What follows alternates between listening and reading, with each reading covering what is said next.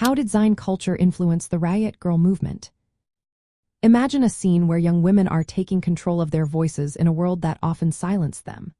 That's exactly what Zine culture brought to the Riot Grrrl movement. Zines are small, self-published magazines that anyone can make, and they became a powerful way for women in punk music to share their stories.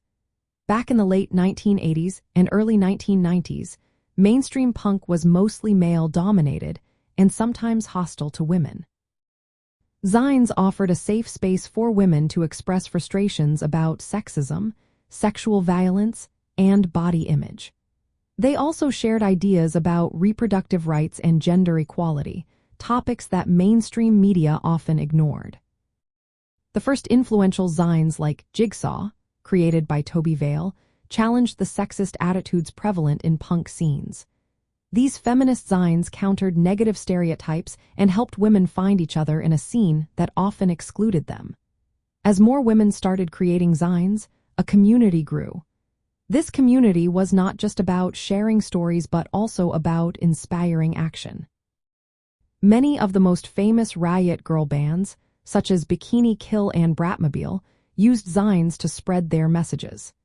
These bands combined music with activism, and their lyrics often echoed the themes found in zines. Zines served many roles in the Riot Grrrl culture.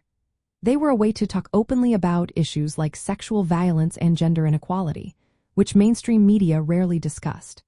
They also helped spread ideas across different cities and countries, creating a network of feminist punk communities.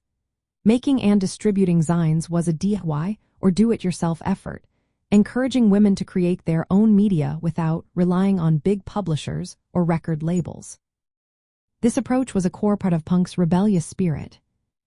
The accessibility of zines meant anyone could participate. They were cheap to produce, often just photocopied pages assembled by hand, making them easy to share.